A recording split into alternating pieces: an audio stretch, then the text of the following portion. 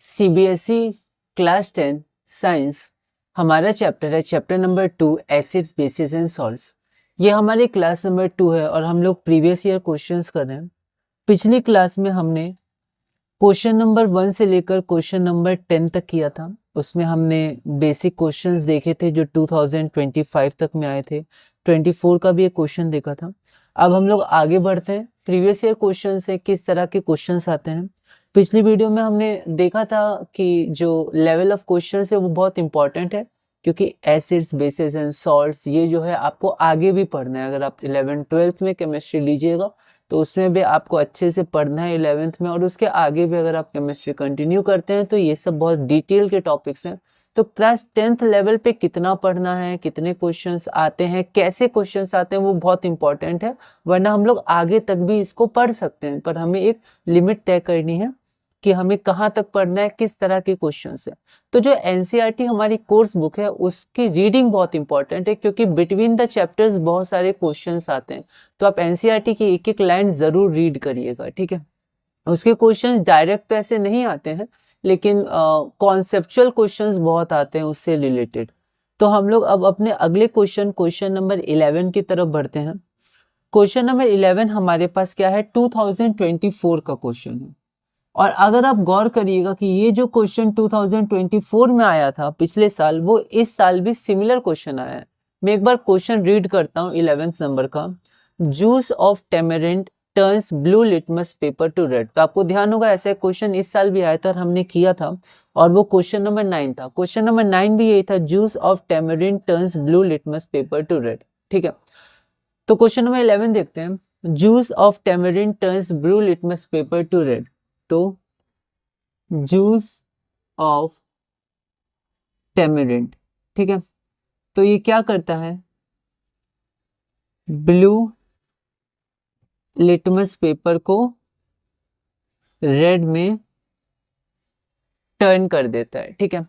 और क्वेश्चन है, it is because of the presence of an acid called. तो किस एसिड के कारण वो ऐसा करता है। हमें पता है कि ब्लू लिटमस पेपर रेड में टर्न हो रहा है, मतलब ये एसिड है, मतलब इसके अंदर एसिड है। वही क्वेश्चन पूछा है कौन सा एसिड है, और 2025 में बस पूछा था it is because of the presence of a chemical compound. तो 2025 में केमिकल कंपाउंड पूछा था, और 2024 में पूछा गया एसिड का नाम बताइए। तो वो केमिकल कंपाउंड एसिड ही है, दोनों के आंसर सेम होंगे। हमारे पास पहला ऑप्शन है मिथेनोइक एसिड, दूसरा है एसिटिक एसिड, तीसरा है टार्टरिक एसिड, चौथा है ऑक्सैलिक एसिड। तो यहाँ पर हमारा आंसर हो जाएगा टार्टरिक एसिड। तो टेमेरिंड में क्या होता है हमारे पास, टार्टरिक एसिड होता है। तो ऑप्शन नंबर सी हो जाएगा। अगला क्वेश्चन हम लोग देखते हैं, क्वेश्चन नंबर 12। ये फिर से 2024 में आया था, 1 मार्क, अलग अलग सेट्स में ये क्वेश्चंस आए थे। क्वेश्चन हमारे पास है, tooth decay begins at the pH of. Tooth decay, इससे एक मिलता जुलता क्वेश्चन, वैसे ये क्वेश्चन 2024 में है, इससे एक मिलता जुलता क्वेश्चन 2025 इस साल 1 मार्क का पूछा गया था, और हमने वो क्वेश्चन किया भी है। क्वेश्चन हमारे पास क्वेश्चन नंबर 2 था, जो टूथ एनिमल होता है, जो कवरिंग होती है टूथ की, tooth enamel is made up of calcium hydroxyapatite, है ना। तो हमारे टूथ में इनेमल होता है, ठीक है। तो उसका जो केमिकल कंपाउंड होता है ना, इसके बारे में अभी ब्रीफ में लिखा हुआ है, तो हम लोग ब्रीफ में ही देखेंगे कि कैल्शियम हाइड्रोक्सी एपेटाइट होता है, और फिर ब्रैकेट में लिखा है crystalline form of calcium phosphate crystalline form होता है बस। पर हमें बस इतना ध्यान रखना है कि जो टूथ इनेमल में जो कंपाउंड होता है वो कोरोड कब होता है, ये हम लोग का मेन पॉइंट है कि जो टूथ इनेमल है वो कोरोड कब होता है। मतलब हम कह सकते हैं वो बिखरना या टूटना कब शुरू होता है। कोरोजन मतलब एक तरह से होता है ऊपर की लेयर्स का हटते जाना, घिसते जाना, बिखरते जाना, जैसे आयरन रस्ट में कन्वर्ट हो जाता है, ठीक है, वैसा। तो वो कब होता है, तो वो pH जब 5 था, pH इज इक्वल टू 5। तो आपको ध्यान होगा क्वेश्चन नंबर 2 का आंसर था pH इज इक्वल टू 5, मतलब एसिडिक। लेकिन यहाँ पर जो क्वेश्चन है वो थोड़ा सा हम कह सकते हैं कंफ्यूजिंग है, क्योंकि यहाँ पर 2 ऑप्शन है 5 के। मैं फिर से क्वेश्चन पढ़ता हूँ। Tooth decay begins at the pH of. Tooth decay कब होता है, टूथ डिके मतलब वही हो गया, जो हमारा टूथ है वो घिसते जाएगा या फिर वो कोरोड होते जाएगा अंदर ही अंदर, है ना। जो दांत में छेद हो जाते हैं या फिर दांत में जो लेयर्स है वो सब हटने लगती हैं, ठीक है। तो वही टूथ डिके हो जाता है, दांत धीरे धीरे हम कह सकते हैं उसमें छेद हो जाता है, ठीक है, अंदर अंदर कीड़े लग जाते हैं, सड़ना सा शुरू हो जाता है। तो ऐसे करके हम लोग समझ सकते हैं टूथ डिके क्या होगा। क्वेश्चन ये टूथ डिके कब शुरू कब होता है, पीएच कितने पर शुरू होता है। तो यहाँ पर तो ऑप्शन 5 था एक ही, तो यही आंसर हो गया। लेकिन यहाँ पर हमारे पास दो ऑप्शन है, एक तो ऑप्शन है 5.1 और ऑप्शन बी है 5.8। बाकी तो ऑप्शन सी डी है 6.5 और 8, ठीक है, तो वो तो नहीं होगा। तो 5 के आसपास आंसर होगा, इतना हमें पता है। लेकिन क्या होगा, 5.1 होगा टूथ डिके या फिर 5.8 होगा। तो यहाँ पर आपको ध्यान रखना है टूथ डिके 5.1 होगा, ठीक है। तो 5.1 के लगभग जब पीएच होता है, मतलब ज्यादा एसिडिक है एज कम्पेयर टू 5.8, तो टूथ डिके होना शुरू हो जाता है, ठीक है। तो ये हमारा आंसर हो गया। अब ये सब आपको पता चलेगा जब आप थोड़ा रीडिंग करिएगा, कुछ क्वेश्चंस प्रैक्टिस करिएगा अलग अलग जगह से, तो वो आपको ध्यान रहेगा, ठीक है। पर अभी हम लोग क्या करेंगे, एनसीईआरटी को कोर्स बुक लेके चलेंगे ताकि एनसीईआरटी के क्वेश्चंस ना छूटे। नए क्वेश्चंस तो आ सकते हैं कोई भी, तो वो हम लोग सैंपल पेपर से करेंगे, लेकिन कम से कम एनसीईआरटी के क्वेश्चंस और प्रीवियस ईयर क्वेश्चंस ना छूटे, ये दोनों पे हम लोग ध्यान रखेंगे। और बाकी जो नए नए क्वेश्चंस होंगे वो जब हम लोग सैंपल पेपर्स लगाएंगे उस पर हम लोग देख लेंगे। अगला क्वेश्चन हम लोग करते हैं, क्वेश्चन नंबर 13 हमारे पास है। Select a pair of natural indicator from the following. अब इंडिकेटर क्या होता है, तो इंडिकेटर होता है जो हमें बताता है कि कोई भी सॉल्यूशन वो एसिड है या बेस है। क्योंकि अगर हमारे पास कोई सॉल्यूशन है तो जनरली मान लीजिए वो कलरलेस है, ठीक है। अब कलरलेस से हम लोग ये बता नहीं सकते हैं कि एसिड है, बेस है या वाटर है, क्योंकि वाटर भी कलरलेस होता है। तो उस समय हम लोग क्या करते हैं, उस समय हम लोग इंडिकेटर का यूज करते हैं जो इंडिकेट करते हैं, इंडिकेटर जो इंडिकेट करता है कि ये एसिड है, बेस है या फिर न्यूट्रल सॉल्यूशन है। तो यहाँ पर जो इंडिकेटर्स होते हैं वो अलग अलग तरह के होते हैं। एक लिटमस होता है, ठीक है, लिटमस पेपर है ना, हमने देखा है उसका ब्लू टू रेड तो एसिड, रेड टू ब्लू तो बेस। तो वैसे इंडिकेटर सिर्फ लिटमस पेपर नहीं होते हैं, बहुत सारे होते हैं, ठीक है। जैसे मिथाइल ऑरेंज होता है, फिनोप्थिलीन होता है और टर्मरिक होता है, और ऐसे करके और भी इंडिकेटर्स होते हैं। अब ये जो इंडिकेटर्स होते हैं उसमें से एक होता है नेचुरल। नेचुरल मतलब जो प्रकृति में रहता है, प्रकृति में पाए जाते हैं। और एक होता है हमारे पास मैन मेड, ठीक है, जो सिंथेसिस करके या केमिकल्स के रिएक्शन से बनाए जाते हैं, ठीक है। तो यहाँ पर क्वेश्चन है कि इनमें से कौन सा नेचुरल इंडिकेटर है जो प्रकृति में मौजूद होता है, हमें मिलता है, ठीक है। अब ऑप्शन हमारे पास बहुत इंपॉर्टेंट है। पहला ऑप्शन है लिटमस एंड मिथाइल ऑरेंज, दूसरा ऑप्शन है टर्मरिक एंड लिटमस, तीसरा है फिनोप्थिलीन एंड मिथाइल ऑरेंज, और चौथा है मिथाइल ऑरेंज एंड टर्मरिक। तो इसमें क्या होता है, बहुत सारे होते हैं नेचुरल इंडिकेटर्स, बहुत सारे होते हैं मैन मेड इंडिकेटर्स या सिंथेटिक इंडिकेटर्स बोल सकते हैं, जिनका सिंथेसिस होता है, जिनको बनाया जाता है। तो इसके लिए हम लोग को थोड़ा रीडिंग करना और एग्जांपल्स याद करने हैं कि कौन से मैन मेड होते हैं या सिंथेटिक होते हैं और कौन से नेचुरल होते हैं। तो नेचुरल इंडिकेटर में एक टर्मरिक आता है, हल्दी, ठीक है, टर्मरिक। तो ये हम ध्यान रख सकते हैं, एक आता है टर्मरिक, और एनसीईआरटी में ही दिया हुआ है ना, बॉक्स में दिया हुआ है। जो लिटमस पेपर होता है वो किससे पाया जाता है, तो लाइकन जो होता है उससे ये पाया जाता है, लाइकन जो प्लांट होता है उससे ये बनता है, ठीक है। तो जो लिटमस होता है वो भी क्या होता है, नेचुरल इंडिकेटर होता है, ठीक है, वो प्लांट से प्राप्त होता है। तो टर्मरिक और लिटमस, और बाकी जो फिनोप्थिलीन हो गया, मिथाइल ऑरेंज हो गया, ये सब सिंथेटिक इंडिकेटर्स होते हैं। ये भी अलग अलग कलर चेंज करते हैं, ठीक है। हम लोग को इनके बारे में भी आगे की क्लासेस में पढ़ना है, प्रैक्टिकल्स वगैरह में ये होते हैं। लेकिन अभी हमारे पास जो क्वेश्चन है वो है नेचुरल इंडिकेटर कौन कौन से हैं। तो नेचुरल इंडिकेटर एक हो गया हमारे पास लिटमस, और एक हो गया टर्मरिक या हल्दी। तो ऑप्शन नंबर बी हो जाएगा, ओके। एक क्वेश्चन हम लोग और करते हैं शॉर्ट वीडियो में। इसमें हम लोग ने सिर्फ 4 क्वेश्चन किए हैं, मतलब 3 किए हैं, एक और करेंगे, और इसी तरह हम लोग आगे भी बढ़ेंगे। तो हमारे पास अगला क्वेश्चन है, an aqueous solution of a salt turns blue litmus paper to red.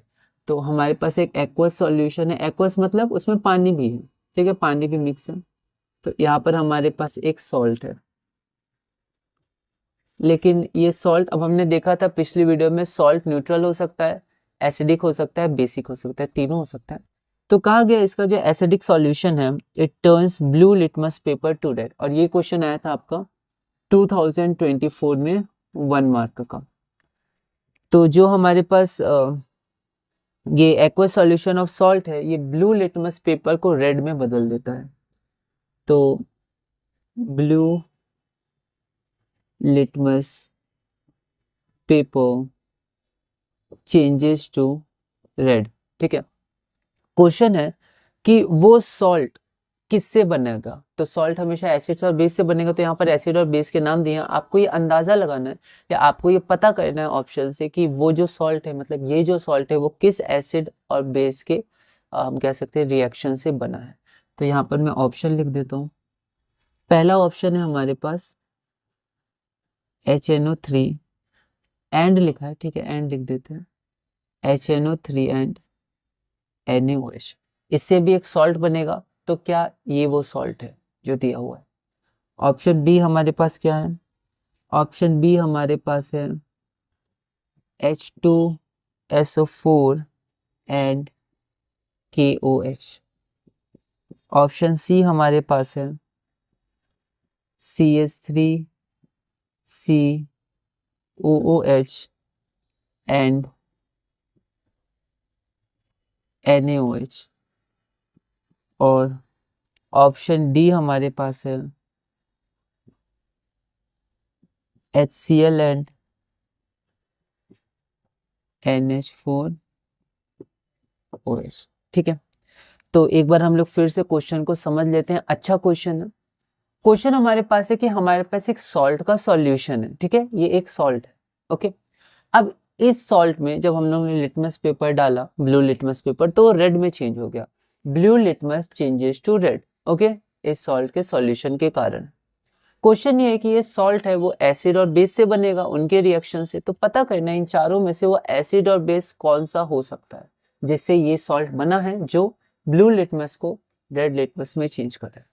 तो अब हम लोग सबसे पहले ये देखते हैं कि हमारे पास ब्लू लिटमस पेपर रेड में चेंज हो रहा है, इसका मतलब ये हुआ कि ये सॉल्ट एसिडिक है, क्योंकि एसिडिक सॉल्यूशन ही ब्लू लिटमस पेपर को रेड में चेंज करता है। मतलब ये जो सॉल्ट है वो सॉल्ट हमारा एसिडिक सॉल्ट है, क्योंकि हमारे पास एसिडिक सॉल्ट होता है, बेसिक सॉल्ट होता है और न्यूट्रल सॉल्ट होता है। तो यहाँ पर ये जो हमारे पास सॉल्ट है वो सॉल्ट हमारे पास एसिडिक सॉल्ट है, ठीक है। तो ये एसिडिक सॉल्ट हमारे पास हो गया। अब क्वेश्चन ये उठता है कि इन चारों में से क्या है, ठीक है। अच्छा, पिछले वीडियो में हमने ये देखा था कि एसिडिक सॉल्ट कैसे बनता है। अब सॉल्ट है तो वो किससे बनेगा? एसिड से बनेगा, और किससे बनेगा? बेस से बनेगा। लेकिन हमने टेबल में देखा था कि एसिडिक सॉल्ट में एसिडिक कैरेक्टर ज्यादा है, तो स्ट्रॉन्ग एसिड होगा। मतलब ये जो बनेगा स्ट्रॉन्ग एसिड, क्योंकि एसिड स्ट्रॉन्ग या वीक होते हैं, बेस स्ट्रॉन्ग या वीक होता है। अब क्योंकि एसिडिक सॉल्ट है, मतलब ये एसिडिक कैरेक्टर है, तो ये स्ट्रॉन्ग एसिड से बना होगा और वीक बेस से बना होगा। तो बस हमें ये पता करना है कौन सा एसिड स्ट्रॉन्ग है और वीक बेस है। तो अगर हम लोग यहाँ पर देखें तो जो हमारे पास HNO3 है ये स्ट्रॉन्ग एसिड है और हमें स्ट्रॉन्ग एसिड चाहिए, लेकिन NaOH भी स्ट्रॉन्ग बेस है, तो यहाँ पर न्यूट्रल सॉल्ट बनना चाहिए। तो ये ऑप्शन तो नहीं होगा, हमें बेस वीक चाहिए ताकि एसिडिक कैरेक्टर आ पाए। अगर ये भी स्ट्रॉन्ग तो न्यूट्रलाइज करेंगे और न्यूट्रल सॉल्ट बन जाएगा। इसके बाद हम लोग देखते हैं H2SO4, ये हमारे पास स्ट्रॉन्ग एसिड है, लेकिन KOH भी स्ट्रॉन्ग बेस है। तो यहाँ पर हम लोग कह सकते हैं कंप्लीट न्यूट्रलाइजेशन होगा, पर कंप्लीट न्यूट्रलाइजेशन नहीं चाहिए हमें, क्योंकि अगर कंप्लीट हो जाएगा तो न्यूट्रल बन जाएगा, H+OH- H2O बन जाएगा, तो ये भी नहीं होगा।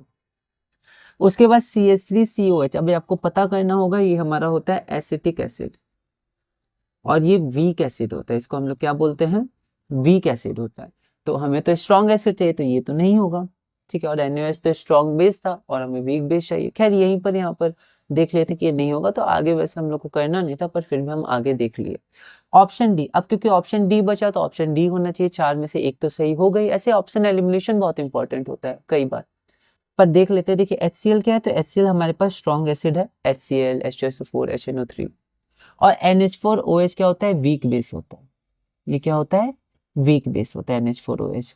KOH स्ट्रॉन्ग होता है, NaOH स्ट्रॉन्ग होता है, जो NH4OH होता है वो वीक बेस होता है, और हमें वीक बेस ही चाहिए और स्ट्रॉन्ग एसिड ही चाहिए, तो हमारा ऑप्शन डी हो जाएगा। अब ये सब क्वेश्चंस को आपको खुद भी करना होगा, अकेले में आपको खुद को समय देना होगा और समझना होगा। इंपॉर्टेंट है, 2024 में, 2025 में भी ऐसे कॉन्सेप्ट के क्वेश्चन आए, हमने पिछली वीडियो में देखा था। तो इस वीडियो में हम लोग इतना ही करते हैं। हमारा आंसर ऑप्शन नंबर डी हो जाएगा, strong acid and weak base. तो इस वीडियो में इतना ही करते हैं। अब एक बार हम लोग PDF में लैंग्वेज देख लेते हैं, किस लैंग्वेज का क्वेश्चन आया है, और उसके बाद मैंने एक लाइन में आंसर लिख दिया, मल्टीपल चॉइस है। और उसके बाद हम लोग क्वेश्चन नंबर 15 से कंटिन्यू करेंगे और इसी तरह धीरे धीरे CBSE class 10 science chapter 2 acids bases and salts में आगे बढ़ेंगे। तो एक बार हम लोग लैंग्वेज देख लेते हैं। पिछली वीडियो में हमने क्वेश्चन नंबर 10 तक कर लिया था। इस वीडियो में हम लोग क्वेश्चन नंबर 11 से कंटिन्यू करते हैं। Juice of tamarind turns blue litmus to red, it is because of the presence of an acid called tartaric acid. ये 2024 में था। एक बार 2025 का भी सेम क्वेश्चन देख लेते हैं। ये देखिए, मतलब सिमिलर कह सकते हैं, बस यहाँ पर केमिकल कंपाउंड था, बाकी आंसर बिल्कुल सेम है और वही स्टेटमेंट दिया हुआ है पहला वाला। अगला क्वेश्चन हम लोग देखते हैं, question number 12। Tooth decay begins at the pH of. अब जो तुथ डिके होता है वो 5 के आसपास होता है। 2024 1 मार्क। एक बार इसका सिमिलर क्वेश्चन 2025 में हम लोग देख लेते हैं। Tooth enamel is made up of calcium hydroxyapatite a crystalline form of calcium sulphate, this chemical start corroding. तो वही तुथ डिके जो होता है वो 5 के आसपास होता है, लेकिन यहाँ पर 5 ऑप्शन था, बाकी सब बहुत दूर था। लेकिन यहाँ पर अगर हम लोग देखें जो 2024 में क्वेश्चन है उसमें यहाँ पर 5.1 और 5.8 है, तो ये 5.1 के आसपास होता है ना। तो ये सब थोड़ा रीडिंग हम लोग करेंगे, प्रैक्टिस करेंगे तो हो जाएगा। रिवीजन इंपॉर्टेंट है। अगला क्वेश्चन है, select a pair of natural indicator from the following. तो नेचुरल इंडिकेटर क्या होता है? टर्मरिक और लिटमस, है ना। इनके कुछ नाम हमें ध्यान रखना है। एनसीईआरटी रीडिंग करेंगे, ये हो जाएगा, है ना। कुछ उसमें दिए हैं। अगला क्वेश्चन है, an aqueous solution of a salt turns blue litmus to red. हम लोग यहाँ से पता कर सकते हैं एसिडिक सॉल्ट है। एसिडिक सॉल्ट है तो स्ट्रॉन्ग एसिड से बना होगा।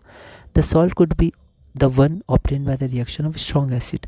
अब यहाँ पर ये तो वीक एसिड ये चला गया, ये तीनों स्ट्रॉन्ग एसिड है, HNO3 H2SO4 HCl। लेकिन साथ में हमें वीक बेस भी चाहिए क्योंकि एसिडिक कैरेक्टर ज़्यादा है तो बेस वीक होना चाहिए। अब ये स्ट्रॉन्ग बेस है तो ये नहीं होगा, ये भी स्ट्रॉन्ग बेस है, ये भी नहीं होगा, ये वीक बेस है, तो हमारा ऑप्शन नंबर डी हो जाएगा। तो इस वीडियो में हम लोग इतने रखते हैं। अगली वीडियो में हम लोग क्वेश्चन नंबर 15 से कंटिन्यू करेंगे और इसी तरह हम लोग class 10 science CBSE chapter 2 acids bases and salts में आगे बढ़ेंगे।